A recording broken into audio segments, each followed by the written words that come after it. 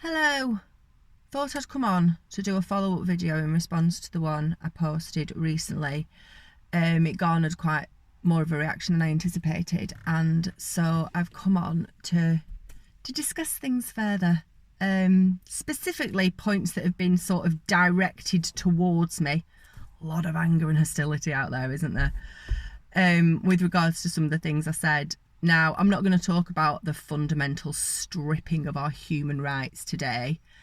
If you haven't got that message from reading the bill and from seeing what's going on around you, then I can't help. You're a turkey lining up for Christmas dinner. Crack on.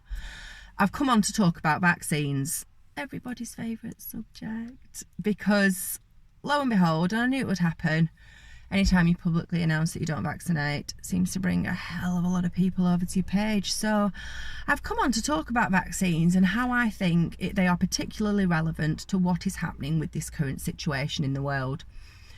First off, not an anti-vaxxer. Anti-vaxxers are smarter than me because, in my opinion, they are people who use their God-given common sense and actually researched them before putting them into their child. And they're very few and far between. Anti-vaxxer, ex-vaxxers are what I am. I'm an ex-vaxxer. I did vaccinate. I vaccinated my firstborn precious child. He went on to suffer irreversible damage. He contracted two of the things he was vaccinated against. One was measles, one was meningitis. Okay? I did vaccinate. Take your shit elsewhere. I chose not to vaccinate my daughters because after seeing what had happened to my son, I started to do some reading and some research. And it's the anti-vax community right now that I think is standing up the loudest and shouting the loudest about what is going on in the world at the minute. And that's because we've seen this coming. That's why you're hearing from us so much. We've seen this coming. This is what we've been preparing for, if you will. The irony at the moment that everybody is volunteering for lockdown, that everyone is bending over and asking for it harder because they think they can shed something that they do not have. They think they can spread something that they do not have. They think these healthy people that they can see everywhere who are touching things in Sainsbury's and Tesco can somehow leave something. It's absurd. And the reason I think that the anti-vax community are finding it so absurd is because when you look at a lot of these vaccines, I'm gonna talk about the flu vaccine specifically because I actually think the flu vaccine is very relevant to what's going on right now. I said in my previous video that there are studies that have been done by the Department of Defence that show if you've had a flu vaccine in the last 24 months that you're 4 times more likely to contact a coronavirus respiratory type infection. Not coincidental. Still can't get my questions answered as to for how many people that are testing positive or are dropping down dead from it, how many have had a flu vaccine in the last 2 years. Still can't get those freedom of information requests answered, but I'm going to focus on the flu vaccine when I talk about what I'm about to talk about. Bear with me. So let's take you pro-vaxxers out there who were getting your kids the flu vaccine. There are 2 types of flu vaccine. There's an inactivated one that's injected, and that's the one that's offered to pregnant women, to the elderly, to people with autoimmune conditions, to carers, basically anybody that wants it. And then there is the live virus that is the flu spray. That is the nasal spray that's offered to children, pretty much every child in this country of primary school age. It's also offered to children at nursery age. You're also, if your child isn't in nursery like mine isn't, you're also bombarded with text messages saying that you can bring your child down and have it. So it's pretty much offered to every child of primary school age, from 2 to top of primary school in this country. Now that vaccine in particular is a live virus that sheds, and what that means is that once you've received that vaccine, you are now a host for that virus, and you can shed while you remain asymptomatic wherever you go for up to 30 days. So you're walking around, you're feeling perfectly healthy, and you're shedding this, in the flu vaccine case, GMO virus everywhere you go. Sound familiar?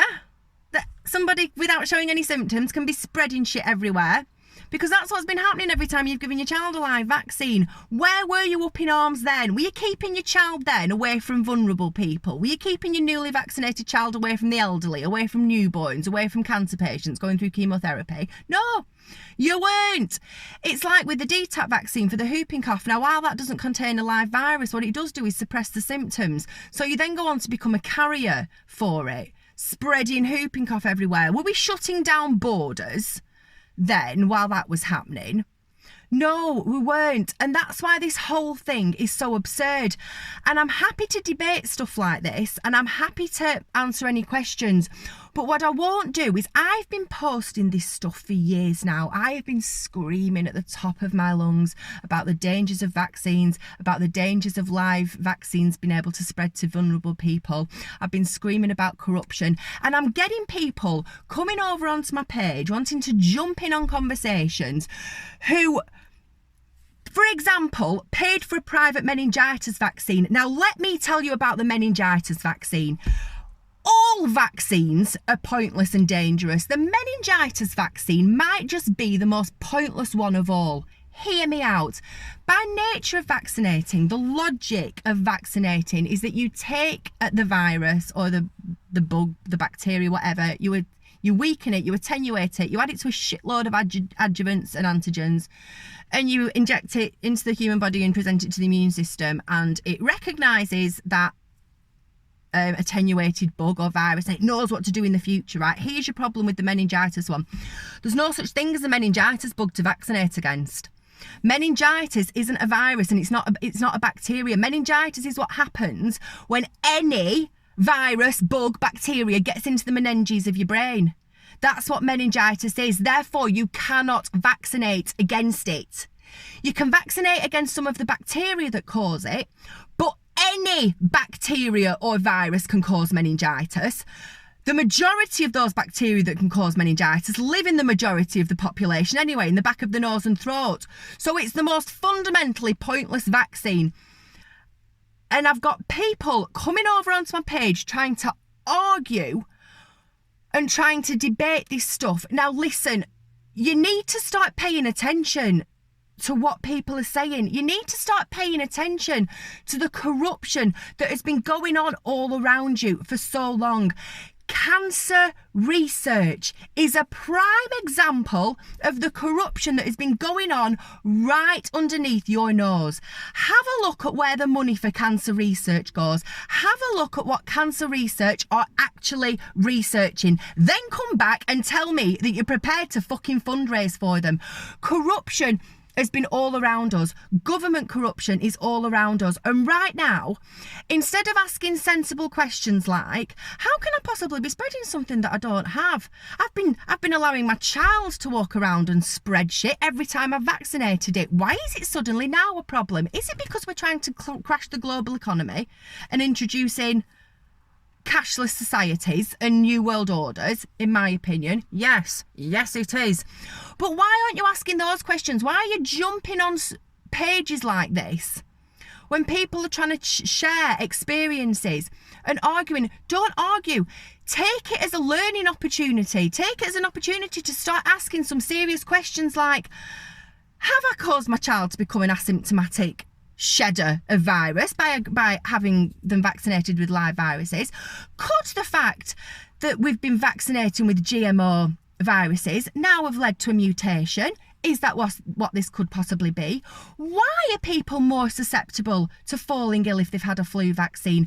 Newsflash, it's not because those people are vulnerable, because everybody has that flu vaccine pushed on them. Health workers especially. Okay, so all these health workers that are dropping from it, did they have the flu vaccine? Why can nobody answer that question? It's all about common sense. It's all about applying common sense.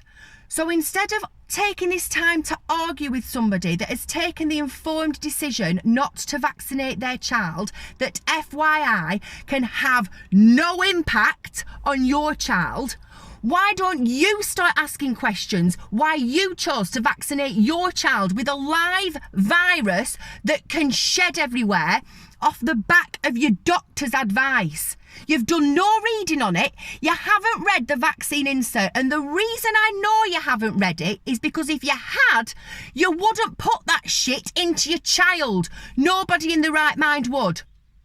So again, it's about applying common sense. Use this time while you're bending over and having your human rights shafted from you. Use it to research vaccines. Use it to research corrupt charities. Use it to research corruption, full stop. Because let me tell you, you're wasting a lot of valuable time if you don't. Because a coronavirus vaccine is on its way. It will be mandated. That's where this whole thing has been heading for. That's what this is all about. Mandated vaccinations. Okay, so if this government that you trust so much, that you're locking yourself away from your family for right now and bending over for, they're about to come at you with a mandated vaccine. So why not take this time to start looking at the history of vaccinations? If you need any help, jump in my inbox. I have more than enough information to send you. Peace.